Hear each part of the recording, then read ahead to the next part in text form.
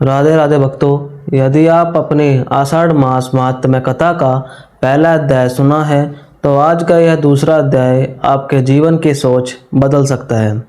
लेकिन ध्यान रहे, इस कथा के अंत में आपको एक ऐसा दिव्य चमत्कार बताऊंगा जिसके बारे में बहुत कम लोग जानते हैं। कहा जाता है कि जिसने श्रद्धा से इस कथा को पूरा सुना उसके जीवन की बड़ी से बड़ी बाधाएं भी भगवान श्री हरि विष्णु की कृपा से दूर होने लगी। इसलिए इस कथा को बीच में बिल्कुल मत छोड़िए। अब आइए श्रद्धा और भक्ति के साथ कथा का शुभारंभ करते हैं। ओम नमो भगवते वासुदेवाय। नमेक्ष नामक के सभी ऋषि मुनि जी महाराज के श्रीमुख भगवान श्री हरि विष्णु की महिमा सुन रहे थे। सभी के मन में एक ही जिज्ञासा थी कि आषाढ़ मास को इतना पवित्र क्यों माना गया है और इस मास में किए गए छोटा से छोटे पुण्य का भी कई गुना फल क्यों प्राप्त होता है। तब सूत जी बोले, हे मनुष्यों, यह मास केवल एक साधारण महीना नहीं, यह भगवान श्री विष्णु की विशेष कृपा प्राप्त करने का समय है। इस मास में किया गया स्नान, दान, जन, तप और भक्ति मनुष्य के अनेक जन्मों के पापों को नष्ट करने की शक्ति रखता है। इसी श्रमण एक ब्राह्मण ने ब्रह्म होकर प्रश्न किया, हे गुरुदेव, यदि कोई मनुष्य निर्धन हो, उसके पास धन ना हो, बड़े यज्ञ करने की शक्ति ना हो, तो क्या वह भी भगवान की कृपा प्राप्त कर सकता है? सूत जी मुस्कुराए और बोले, वत्स, भगवान को धन नहीं, भक्त का सच्चा हृदय प्रिय होता है। मैं तुम्हें एक ऐसे निर्धन भक्त की कथा सुनाता हूँ जिसने केवल श्रद्धा और आषाढ़ मास के व्रत के बल पर अपना भाग्य बदल दिया। सूत जी बोले, हे मनुष्यों, उस निर्धन ब्राह्मण का नाम था माधव। उसके पास न धन था, न भूमि, न कोई बड़ा सहारा। फिर भी उसके हृदय में भगवान श्री हरि विष्णु के प्रति अटूट श्रद्धा थी। प्रत्येक प्रातःकाल वह सूर्योदय से पहले उठता, नदी में स्नान करता और हाथ जोड़कर प्रार्थना करता, हे नारायण, मेरे पास आपको अर्पित करने के लिए धन नहीं है, केवल मेरा सच्चा हृदय है। कृपया करके मेरी भक्ति स्वीकार करें। एक दिन जब आषाढ़ मास प्रारंभ हुआ तब गांव में एक तेजस्वी संत पधारे। उनके मुख पर अद्भुत तेज था।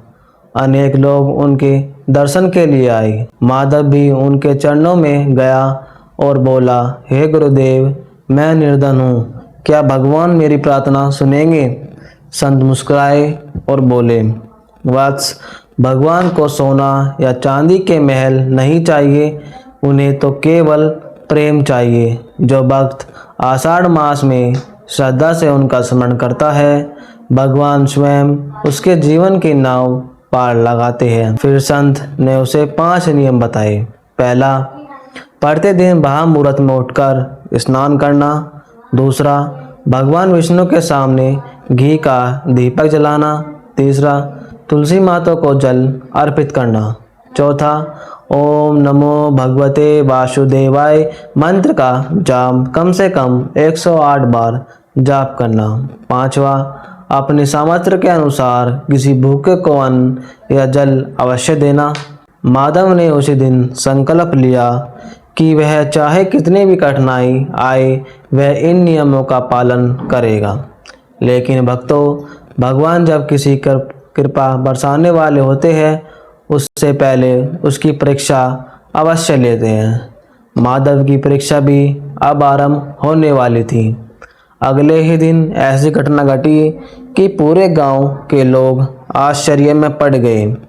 ऐसा लगा मानो उसकी सारी आशाएं समाप्त हो जाएगी। लेकिन उन्हें क्या पता था कि यही कठिन समय भगवान श्री हरि विष्णु के सभी बड़े चमत्कार का आरंभ बनाने वाला है। आगे भक्तों, अगले दिन प्रातःकाल जब माधव स्नान करके भगवान विष्णु की पूजा करने बैठा, तभी उसके घर के बाहर शोर मच गया। पड़ोसी दौड़ते हुए आए और बोले, माधव, तुम्हारी छोटी सी खेती पर किसी ने कब्जा कर लिया। अब तुम्हारे पास जीवन यापन का भी कोई सहारा नहीं बचा। यह सुनकर माधव के हृदय को गहरा आघात लगा।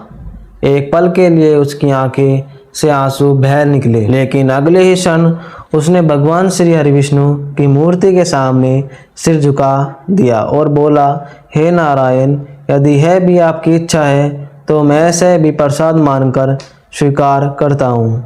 मुझे अपने चरणों से कभी दूर मत करना। भक्तों, यही सच्ची भक्त की पहचान होती है। सुख में भी भगवान का स्मरण और दुख में भी भगवान पर अटूट विश्वास। कई दिनों तक माधव और उसका परिवार केवल सूखी रोटी और जल से अपना जीवन बिता रहे। फिर भी उसने आषाढ़ मास का व्रत नहीं छोड़ा। प्रतिदिन तुलसी माता की पूजा करता, दीपक जलाता और ओम नमो भगवते वासुदेवाय मंत्र का जाप करता। एक दिन संध्या समय जब वह मंदिर में दीपक जला रहा था, तभी एक वृद्ध साधु वहां आए। उनके वस्त्र साधारण थे, पर वह उनके चेहरे का तेज असाधारण था। उन्होंने माधव से कहा, वत्स, मैं कई दिनों से भूखा हूँ, यदि कुछ भोजन मिल जाए तो बड़ी कृपा होगी। माधव के घर में केवल एक व्यक्ति के खाने भर का अन्न बचा था। उसकी पत्नी ने कहा, यदि यह अन्न भी दे देंगे तो आज हमारे बच्चे भूखे सो जाएंगे। माधव ने शांत स्वर में उत्तर दिया, यदि भगवान स्वयं हमारे द्वार पर किसी भूख के रूप में आए हैं तो उन्हें खाली हाथ कैसे लौटा दूं। उसने बिना किसी संकोच के पूरा भोजन उस वृद्ध साधु को अर्पित कर दिया। भक्तों, यही से उस दिव्य चमत्कार की शुरुआत हुई जिसका संकेत मैंने कथा के प्रारंभ में दिया था। जैसे ही साधु ने भोजन ग्रहण किया, उनके मुख पर अद्भुत प्रकाश फैलने लगा। वातावरण में दिव्य सुगंध फैल गई। मंदिर की घंटियां अपने आप बजने लगी और माधव आश्चर्य से उस वृद्ध साधु को देखने लगा। लेकिन वह वृद्ध साधु वास्तव में श्री हरिविष्णु थे। लेकिन उन्हें क्या पता था कि यह कठिन समय भगवान श्री हरिविष्णु के सबसे बड़े चमत्कार का आरंभ बनने वाला है। अगली सुबह जब माधव ब्रह्म मुहूर्त में उठकर नदी की ओर स्नान करने जा रहा था, तभी मार्ग में उसके एक वृद्ध सन्यासी दिखाई दिए। उनके चरण में धूल से भरे थे। वे अत्यंत थके हुए प्रतीत हो रहे थे। उन्होंने मधुर स्वर में कहा, वत्स, क्या मुझे थोड़ा जल और कुछ अन्न मिल सकता है? मैं कई दिनों से भूखा हूँ। माधव कुछ क्षण मौन रहा।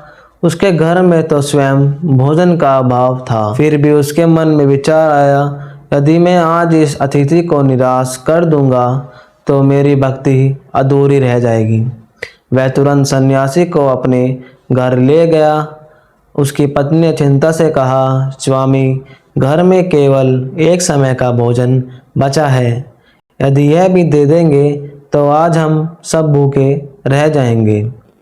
माधव मुस्कुराकर बोला, जो भगवान पर विश्वास करता है वह कभी निर्धन नहीं, और अतिथि की सेवा ही नारायण की सेवा है। उसने प्रेम पूर्वक वह सारा भोजन सन्यासी को अर्पित कर दिया। सन्यासी अत्यंत प्रसन्न हुए और बोले, वत्स, तुम्हारी श्रद्धा ने मुझे प्रसन्न कर दिया। संसार में बहुत लोग धन से दान करते हैं, परंतु तुमने अभाव में भी अपना सब कुछ अर्पित कर दिया। इतना कहते ही अचानक उनके शरीर में दिव्य प्रकाश निकलने लगा। पूरा घर अलौकिक तेज से भर गया। माधव और उसकी पत्नी विस्मित होकर भूमि पर दंडवत लेट गए। उसी क्षण वह वृद्ध सन्यासी अपने वास्तविक दिव्य स्वरूप में प्रकट हुए। उनके 4 भुजाएं थी, हाथों में शंख, चक्र, गदा और पुष्प सुशोभित थे। उनके वक्षस्थल पर कुशंबित मणि चमक रही थी और गरुड़ उनके सामने समीप खड़े थे। माधव समझ गया कि यह स्वयं भगवान श्री हरिविष्णु उसके घर पधारे हैं। उसकी आंखों से आनंद के आंसू बहने लगे और वह बार बार प्रभु के चरणों में प्रणाम करने लगा। भगवान श्री हरिविष्णु ने स्नेहपूर्वक माधव को उठाया और अपने कर कमलों से सिर पर हाथ रखा। उसी क्षण माधव का शरीर रोमांच हो उठा। उसकी आंखों से आंसुधारा बहने लगी और उसका कंठ भर गया। भगवान विष्णु बोले, वत्स माधव, मैं तुम्हारी भक्ति, धैर्य और निष्काम सेवा से अत्यंत प्रसन्न हूँ।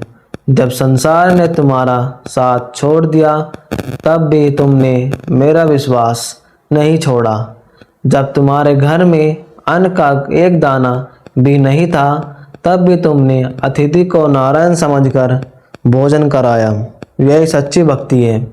माधव हाथ जोड़कर बोला, प्रभु मुझे धन, वैभव और राज्य की कोई इच्छा नहीं, बस इतना वरदान दीजिए कि मेरे मन में कभी आपका स्मरण ना छूटे और अंतिम समय में मुझे आपके श्री चरणों की सेवा प्राप्त हो।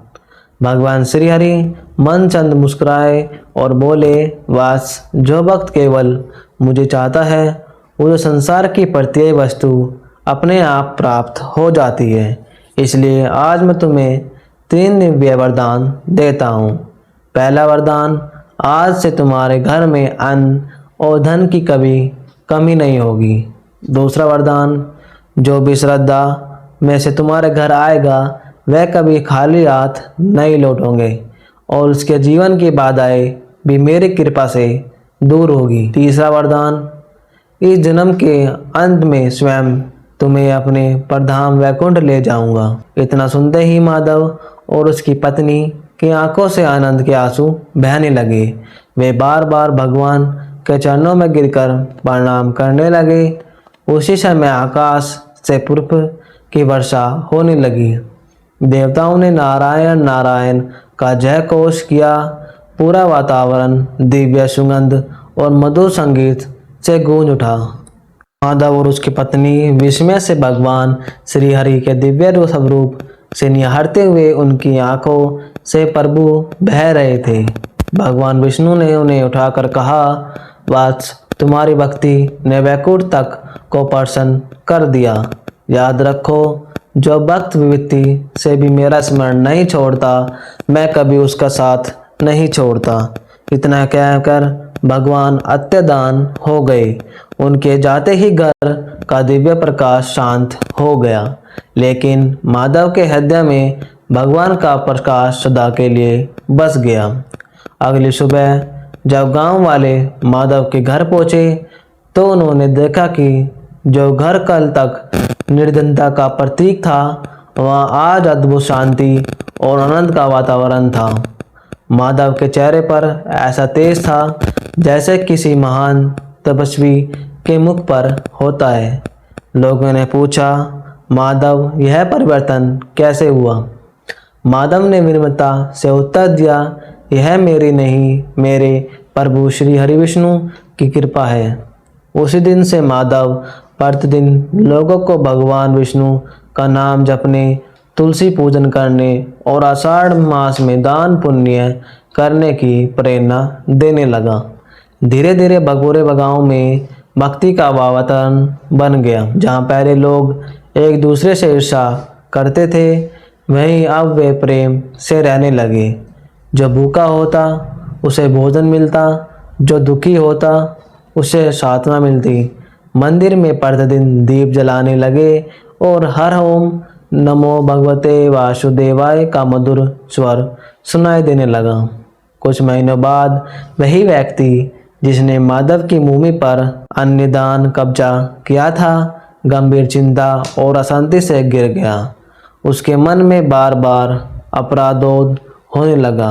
अतः वह स्वयं माधव के पास आया और उसके चरणों में गिरकर बोला, मुझे क्षमा कर दो, मैंने लोभ में आकर बहुत बड़ा पाप किया है। माधव ने उसे तुरंत उठाया और कहा, क्षमा ही भगवान का सबसे बड़ा धर्म है। यदि तुम्हें अपनी भूल का पश्चाताप है तो भगवान तुम्हें ही क्षमा करेंगे। उस व्यक्ति ने माधव की भूमा लुटा दी और जीवन भर धर्म के मार्ग पर चलने का संकल्प लिया। यह समाचार देखते ही देखते पूरे नगर में फैल गया। जो लोग पहले माधव का उपवास उड़ाते थे वह अब उसके पास आकर भगवान श्री हरि की भक्ति का रहस्य पूछने लगे। एक दिन नगर के राजा तक भी यह समाचार पहुंचा। उन्होंने अपने मंत्रियों से कहा, जिसे धन ब्राह्मण के जीवन में इतना बड़ा परिवर्तन आया, उससे सम्मान सहित हमारे दरबार में बुलाया जाए। राजा के सैनिक माधव के घर पहुंचे। उन्होंने विनम्रता से कहा, ब्राह्मण देव, महाराज आपको अपने दरबार में बुला रहे हैं। माधव ने सैनिक के घर पहुंचे और भगवान विष्णु की पूजा की, तुलसी माता को प्रणाम किया और फिर राजा के दरबार की ओर चल पड़ा। दरबार में पहुंचते ही राजा अपने सिंहासन से उठे और उन्होंने माधव का आदरपूर्वक स्वागत किया। राजा बोले, हे ब्राह्मण, हमें बताइए, ऐसा कौन सा तप, कौन सा यज्ञ है, कौन सा मंत्र है जिससे भगवान स्वयं आपके घर पधारे। माधव ने अत्यंत विनम्रता से उत्तर दिया, राजन, न मैं कोई बड़ा यज्ञ किया, न कोई कठिन तपस्या, न कोई मैंने भगवान श्री विष्णु पर विश्वास किया। आषाढ़ मास में व्रत का पालन किया, तुलसी माता की सेवा की और हर परिस्थिति में सत्य एवं धर्म का साथ नहीं छोड़ा। राजा यह सुनकर अत्यंत भाव विभोर हो गए। उन्होंने उसी क्षण घोषणा की, आज से हमारे राज्य में आषाढ़ मास के प्रत्येक एकादशी, द्वादशी और पूर्णिमा के दिन अन्नदान किया जाएगा। कोई भी भूखा नहीं सोएगा और प्रत्येक विष्णु मंदिर में दीपदान होगा। राजा की इस घोषणा से पूरा राज्य आनंद से भर उठा।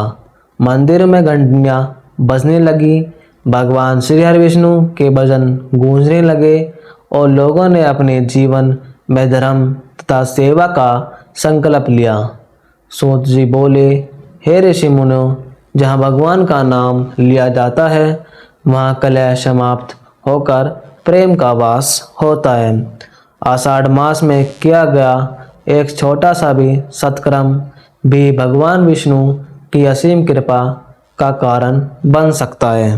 जो मनुष्य इस पवित्र मास में प्रातःकाल स्नान करके श्रद्धा से भगवान श्री हरि विष्णु का स्मरण करता है, तुलसी माता को जल अर्पित करता है, दीपदान करता है, उसके अनेक जन्मों के पाप क्षीण हो जाते हैं। भगवान श्री हरि विष्णु उसके जीवन के मार्ग में आने वाले विघ्नों को दूर करके उसे धर्म, सुख और शांति का आशीर्वाद प्रदान करते हैं। इसलिए हे मुनिवरों, इस आषाढ़ मास को सभी साधारण मत समझना। यह मास भक्ति, सेवा, संयम और भगवान श्री हरि विष्णु की कृपा प्राप्त करने का दिव्य अवसर है। जो श्रद्धा और विश्वास के साथ इसका पालन करता है, उसके जीवन में अवश्य ही शुभ परिवर्तन आता है। इतना कहकर सूत जी कुछ क्षण मौन रह गए। समस्त ऋषि मुनि भगवान श्री हरि विष्णु की महिमा का स्मरण करते हुए भाव विभोर हो उठे और सभी ने एक स्वर में कहा, ओम नमो भगवते वासुदेवाय। उस पवित्र मंत्र का उच्चारण होते ही संपूर्ण सभा दिव्य भक्ति से भर उठी। ऐसा प्रतीत होने लगा मानो स्वयं देवगण भी उस पावन सभा में उपस्थित होकर भगवान श्री हरि विष्णु की स्तुति कर रहे हो। वातावरण में सभी शांति, श्रद्धा और भक्ति का अद्भुत संगम छा गया। तब सैनिक आदि ऋषियों ने हाथ जोड़कर सूत जी से कहा, हे परम विद्वान, आपको श्रीमुख से आषाढ़ मास की यह पावन कथा सुनकर हमारा हृदय आनंद और भक्ति से भर गया। वास्तव में भगवान श्री हरि की महिमा अनंत है और उनके भक्तों पर होने वाली कृपा का कोई अंत नहीं।